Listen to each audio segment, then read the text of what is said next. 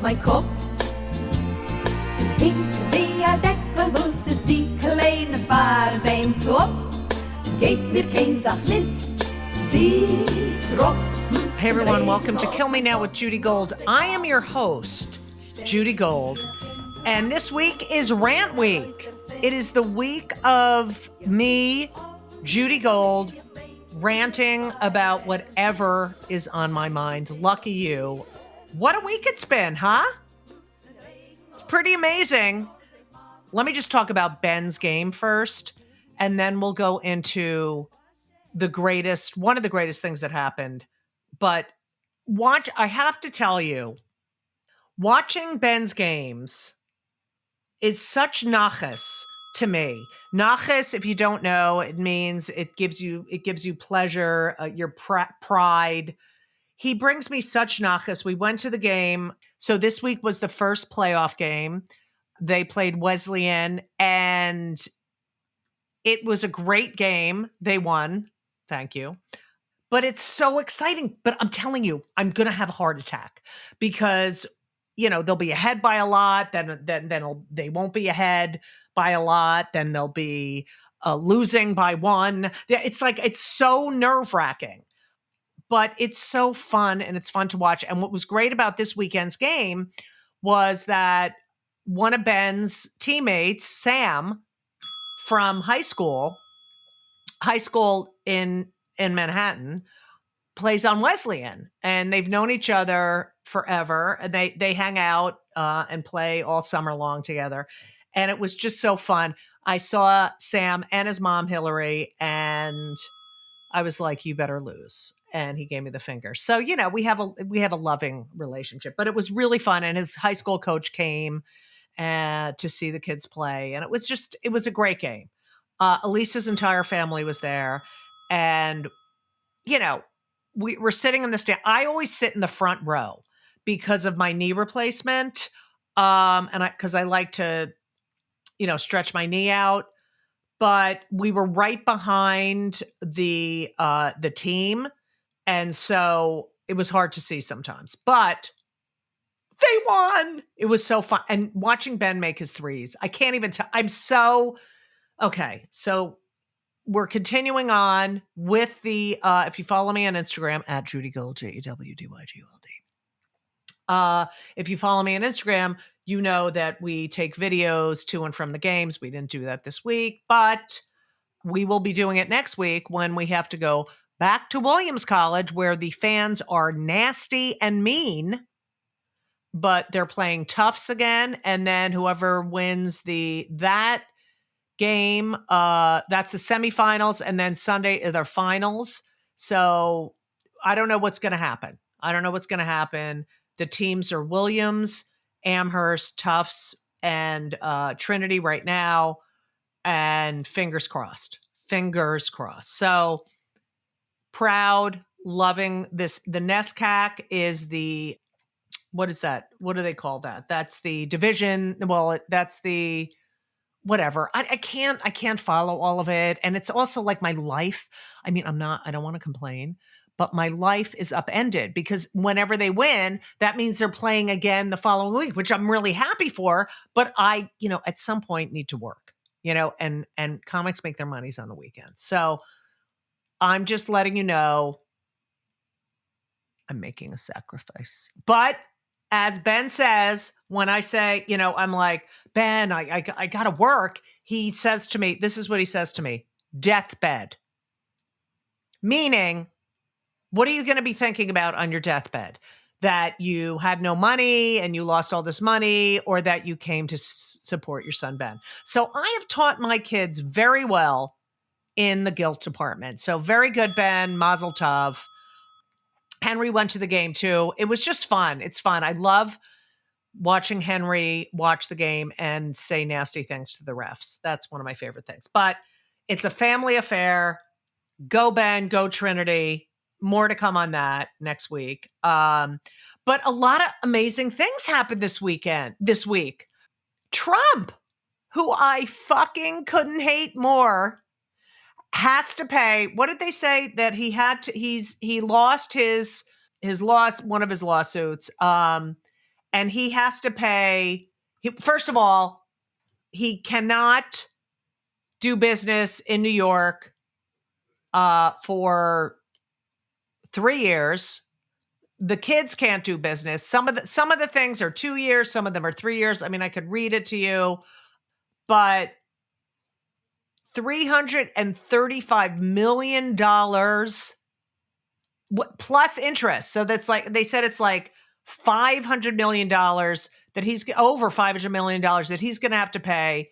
And of course, he's, going to his stupid rallies, whatever his, Hitler-like rallies, speaking out about, that's fraud, that it's just all bullshit.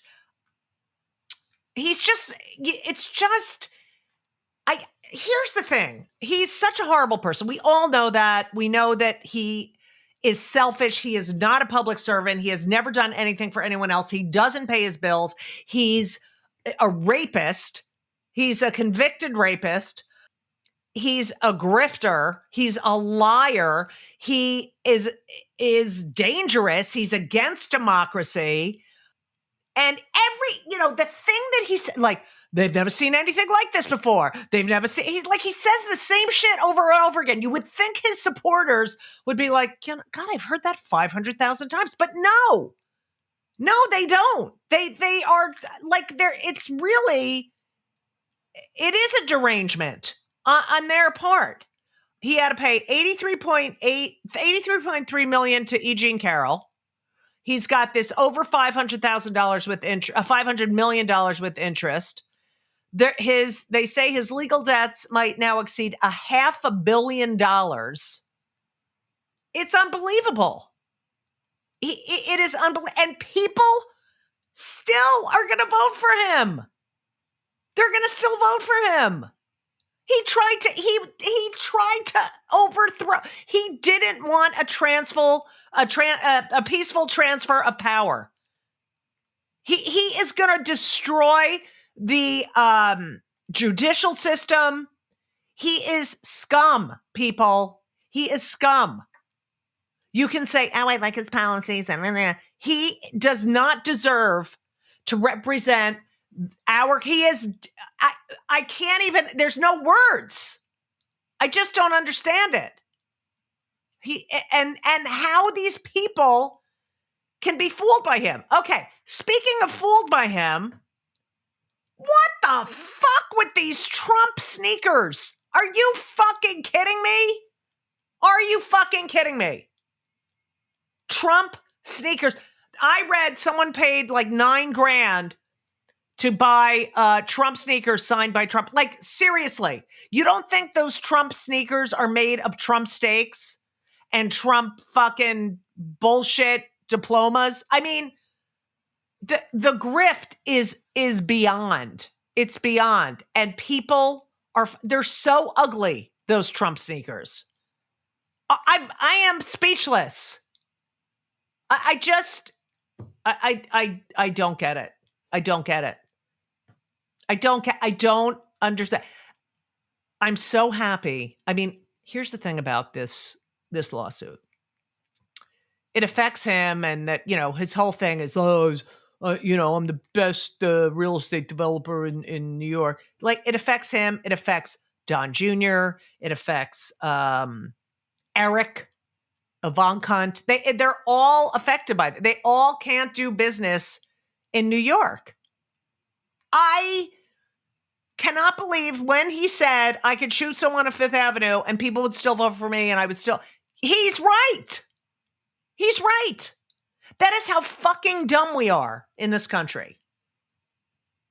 It is mind-boggling. But thank you to the judicial system for prosecuting him and making him, hurting him in his pocketbook, which is full of shit anyway. It's, I can't. But I don't think he's going to be president. Nikki Haley, I don't know if you heard this. Nikki Haley said, he's not going to become president. There's no way they're going to win if he's the candidate, meaning she wants to be the candidate, blah, blah, blah, blah. But I don't think they're going to win. I mean, look at this George Santos thing. George Santos, first of all, let's talk about how fucking slimy the Republicans are. They're going to impeach, is it the Homeland Security guy? What's his name? Mayorkas? They're going to impeach him. They voted to impeach him. After the vote didn't go through, they did it the night before George Santos' seat went to a Democrat. They're just so, like, how do people not see this shit? That is what I don't fucking understand. This is what drives me crazy. It drives me crazy on so many levels and with so many issues that people don't want to know the truth. And then you see him selling these stupid fucking sneakers for what, $400? And you're like, oh, I have to buy those? Like, what the fuck? Okay, I'm sorry. I'm going crazy. I hate him so much.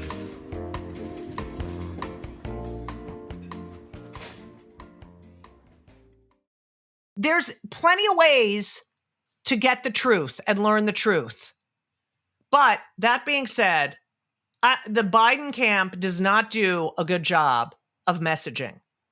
And yes, I'm going to say it. Okay, so I watched Jon Stewart, who retook over. I can't even speak. But all right, I'm just going to admit I had a glass of wine. Okay, so I could be a little off. So Jon Stewart is now hosting The Daily Show on Mondays. And I was really excited about it because, honestly, when Jon Stewart, I was going to say, he didn't quit The Daily Show, but he kind of just, retired moved on to The Daily Show. It was right when we needed him. It was right when Trump was running for president. And I really thought his voice was so important because, you can, as we found out with Gabe Dunn, who wanted an internship there, and yet his college said it's not journalism, it's entertainment. A lot of people get their news, or used to get their news, from The Daily Show and shows like that. And so, I've known Jon Stewart for a long time. He's brilliant. He was always brilliant. I remember when he first started doing stand-up, he was engaging, he was smart, and he was funny. And in this situation, or this hosting The Daily Show, this venue, or I can't think of the word because I had a glass of wine. He's in his own, this is his element, satire. A lot of people got mad that he, yes, was dissing Trump, but he was also dissing Biden. And I spoke to some people about it, and they were upset that it's, it's dangerous because is he going to turn Biden voters into Trump voters, which I don't think can happen. But he was talking about Biden's age, and I think, of course, I would love if someone as influential as Jon Stewart was saying, look, guys, and when I say guys, I mean everyone, because I was born in 1962, and for me, guys is not a gender word anyway, or gendered word. But if he says, of course I want him to say, like, under no circumstances should Trump be president, you have to vote for Biden. Of course, that would be great. But he would lose all credibility if he didn't talk about the issues that are on people's minds. And yes, I'm going to be brutally honest. I think Biden has done an amazing job. No one can say he hasn't done in this one term that's almost over an incredible job. He's gotten so much done. But you also can't deny that he seems elderly. And because of TV, we see it. We see that he kind of shuffles when he walks, and that, he's not as, I don't ever fault him on his speaking because he's a stutterer. And I'm sure he's using tools he knows to when he feels a stutter coming on to stop that stutter. And I know a lot of stutterers, and I know they have tricks. And so I'm sure he has his tricks, but he does seem elderly. And I know people his age who don't seem elderly. And he rides the bike, he does all this stuff, he's very active. But I mean, let's talk Fauci. Fauci is, if not his age, close to his age. Let me look up how old Dr. Fauci is. He's 83. He's 83. It never seemed that old to me. You know, he just presents a little bit elderly, and people have an issue with that. I get it. I think Jon Stewart has to address that. Yes, Biden does a great job, and the people that work for Biden are fantastic. And it's not only him, it's his entire cabinet. But really, we're the United States of America, and those are the two candidates. And yes, Biden is great, but though that's it, that's all we can. It's a repeat. I just, and it's because we need someone who can beat that fucking dictator wanting, just raping that fucking piece of shit. So it's hard. But you really can't fault Jon Stewart for saying the things everyone's thinking. He's a national treasure. Okay, so that's what I have to say about that. Let's talk about Fani Willis. Here's the thing about Fani Willis. I have heard so many people say to me, "Did you hear Fani Willis? I can't believe she sounds so ghetto. And I'm like, what are you talking about? You know, who cares how she sounds? She's an educated woman. Do you think if she was a white guy, any of this shit would be happening? You know, how could she be so stupid as to sleep with this guy? They all fucking sleep with each other. What the fuck are you talking about? She's a black woman. She is being, they were going to get her somehow. Should she have, fired him or recused him from the case? Probably yes. But don't fucking, tell me about the way Fani Willis talks. Because you know what? I talk like a Jew.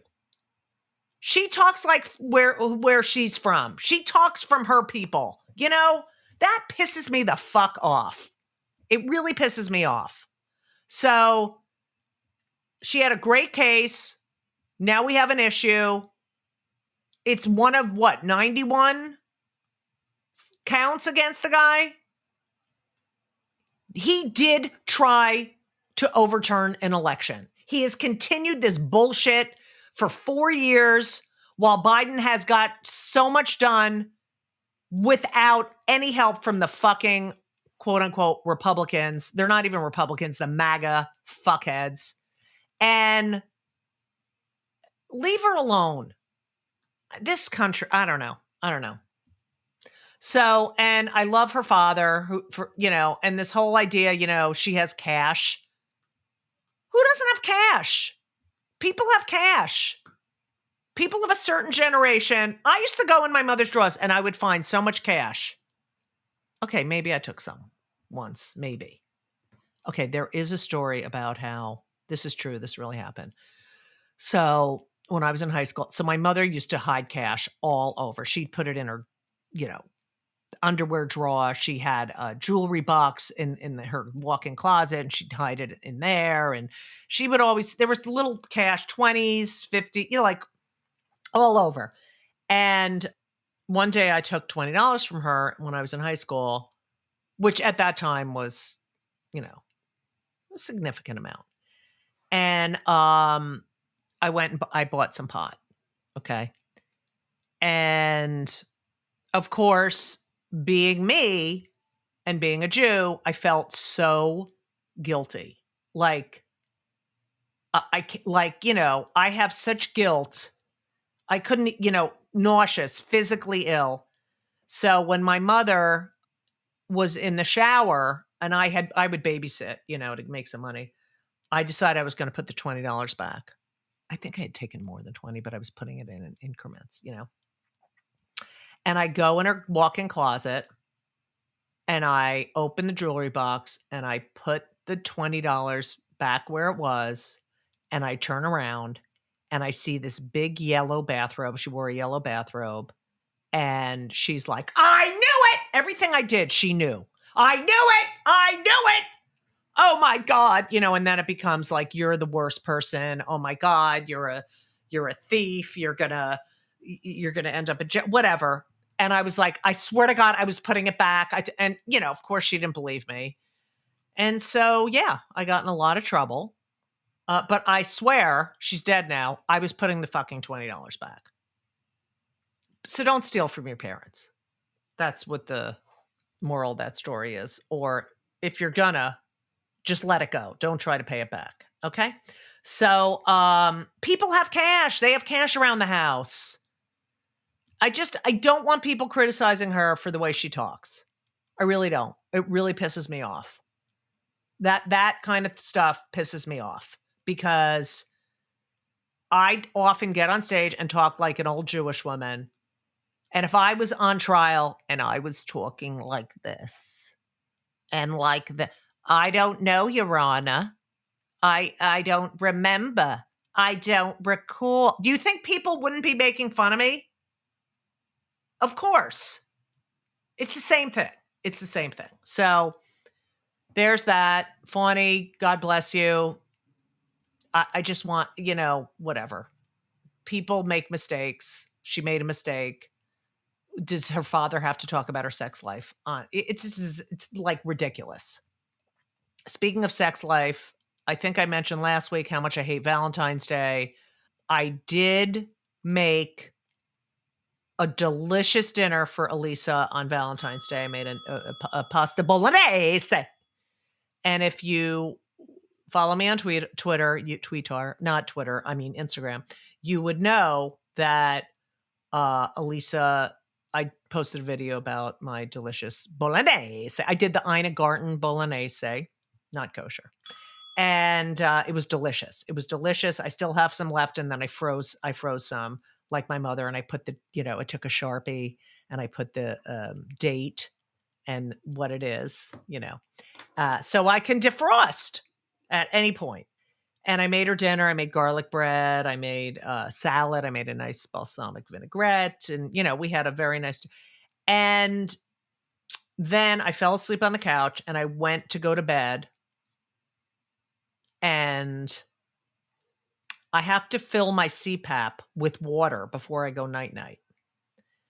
And because it has a humidifier. It does.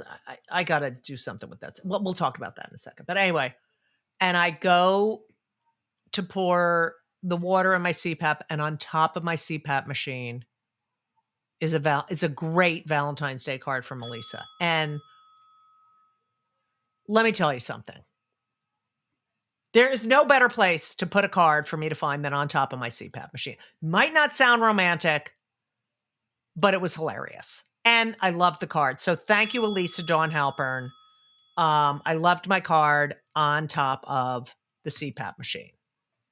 I don't know if anyone else has a CPAP, but mine is so strong that if it falls off my nose at all, like when I turn over, it's like a huge blast. It's like a hurricane coming out of that thing.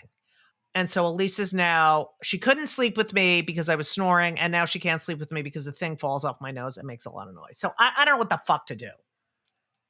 I mean, I'm just gonna die in my sleep from not sleeping. But I have terrible sleep apnea. Terrible. My father had it. My grandmother had it. It's really bad. So if you have sleep apnea, get a CPAP machine. It really helps. It does help, but it still sucks. So that's my Valentine's Day story. I also want to say I have been doing every Thursday, and this Thursday, I'm Friday. I'm sorry. is my last episode. I'm on the Sherry Show, the Sherry Shepherd Show. Sherry Shepherd, by the way, comic I've known forever. Do you hear that noise outside? Okay, this is my neighborhood. People just outside. It's midnight right now. And I just want to open the window and go, shut the fuck up. Shut le fuck up. That's what I want to do. Should I do it? Should I do it? Do you hear that? It's like, shut up. Or I should call my super and say, these windows suck. Anyway, so let's go back to Sherry Shepherd. So Sherry Shepherd is a great person. She is a great person. She's a talent. Hold on. I'm doing it. I'm doing it. Are you ready? Let's see. Shut up! Oh my God, they're outside my building. Shut up! Okay. I can't. First of all, I can't believe I just did that. I just yelled, shut up. No one's listening, but I have to tell you, that reminds me of, oh my God, shut the fuck up. That reminds me of, so when, and then I'll go back to Sherry Shepherd. This is the most ADDDD rant I've ever done. But when I was growing up and people used to cross our lawn, like they would cross it as a shortcut, they'd go on our property. And my mother, I mean, I was already unpopular, but my mother would open the back door and yell, "Get off our property!" and then slam the door. And it's like I had no friends. And I have my mother screaming, at the people, I was like, I can't take this anymore. I'm 6 whatever feet tall, and my mother's screaming at people walking across our lawn. It was not pleasant. Now I'm screaming at the people outside. Anyway.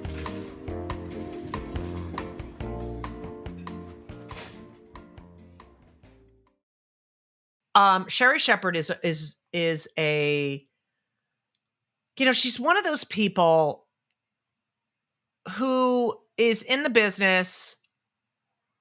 People who make it big, they're lucky. There's a lot of luck. I don't know if there's divine intervention, whatever.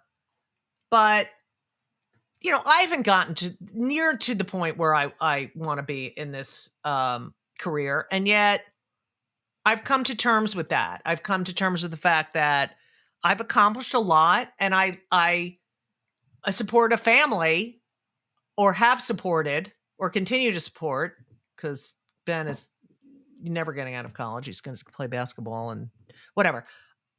As a comedian, doing something I love. So to me, that is making it.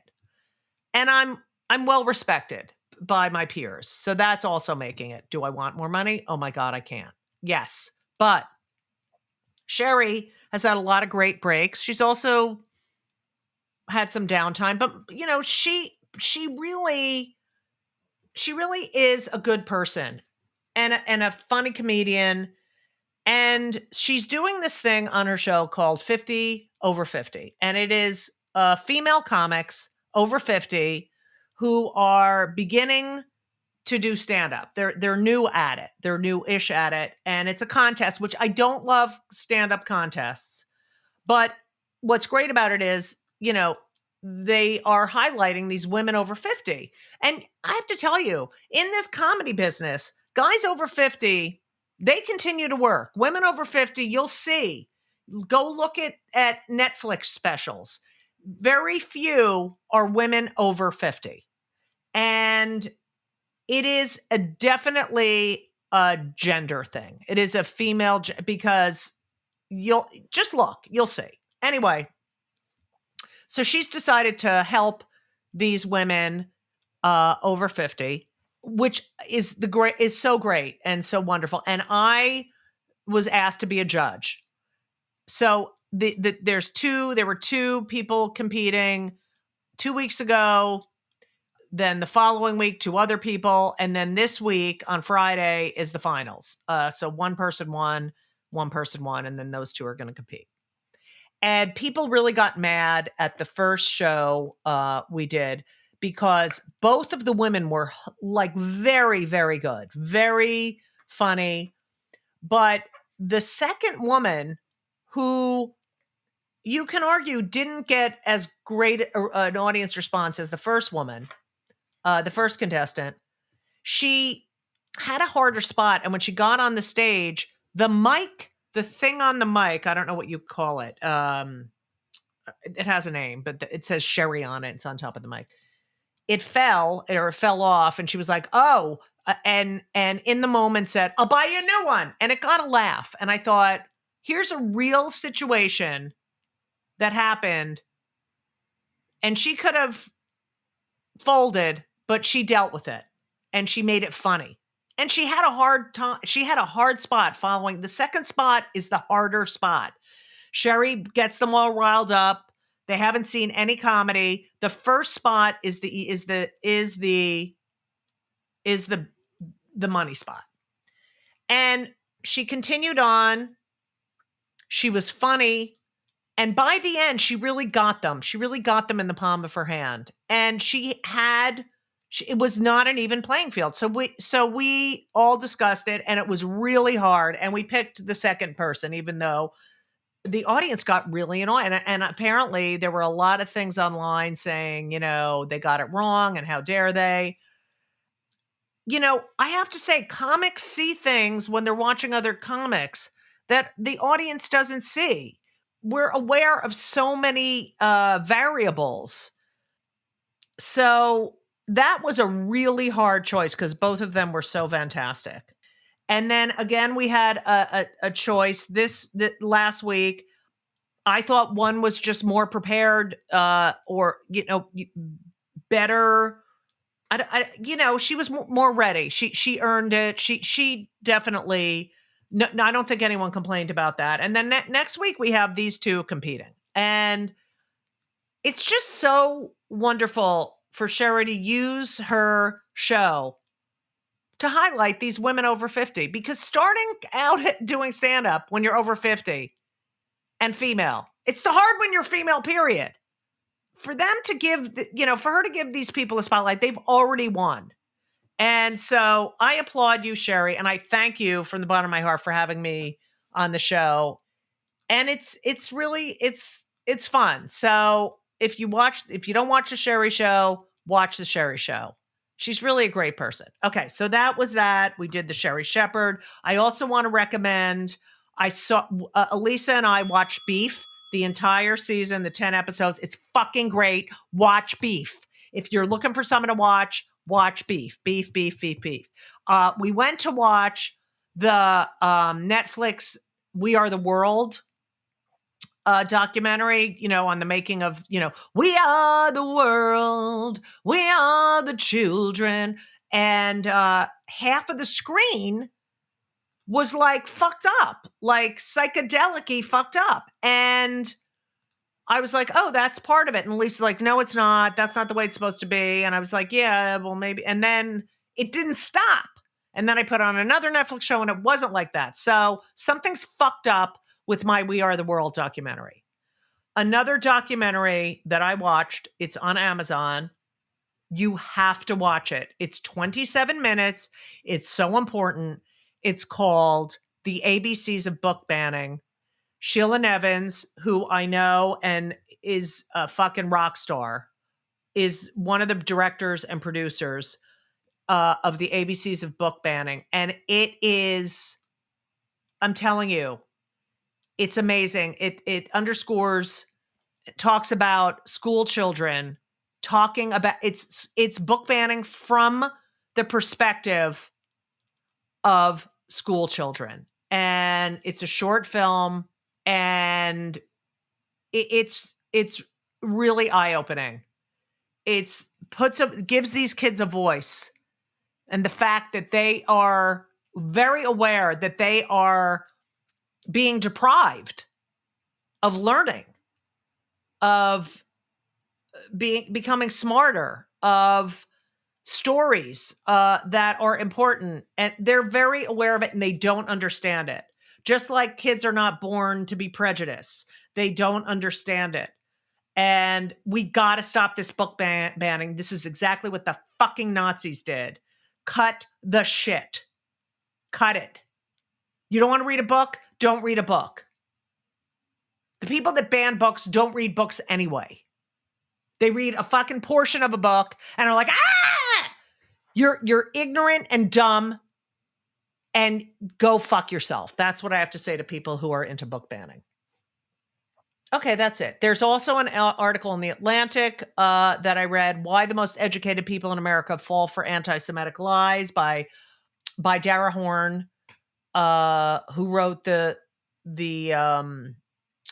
book People Love Dead Jews, which is a great book. But there was one thing in this article that really, I'm talking about free speech again, the book banning, that this was one paragraph that really, really spoke to me. It's the second paragraph, and it's about the fact that people are calling these the ongoing, vocal anti-Semitism, these protests, the constant from the river to the sea, and the people calling for the genocide of Jews, and all this shit that's going on these college campuses, that it's a violation of their freedom of speech.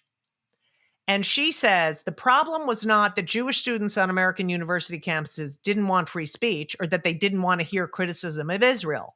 Instead, they didn't want people vandalizing Jewish student organizations' buildings, or breaking or urinating on the building's windows. They didn't want people tearing their mezuzahs down from their dorm room doors. They didn't want their college instructors spouting anti-Semitic lies and humiliating them in class.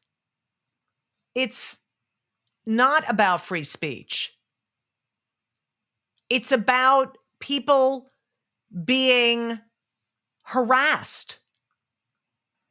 They didn't want their here's more. They didn't want their posters defaced with Hitler caricatures, or their dorm windows plastered with "fuck Jews." They didn't want people punching them in the face, or beating them with the stick, or threatening them with death for being Jewish. At world-class American colleges and universities, all of this happened and more. It's not okay. Anti-Semitism is not okay. You can criticize Israel's policies, but anti-Semitism is not okay. And people can't seem to separate that, because the things they are saying are purely anti-Semitic. And it's a scary, scary time. And a lot of Jews feel alone. And it's a fucking very old problem. Very old. Thousands of years this has been going on. This is a great article. You should read the article. It's been going on forever. And, people, I think, just don't think that Jews should have even survived. But we did. And we've contributed a lot to the world. So do your fucking due diligence. Read the history of it, where anti-Semitism comes from, and all the lies. And maybe you'll have a nuanced opinion.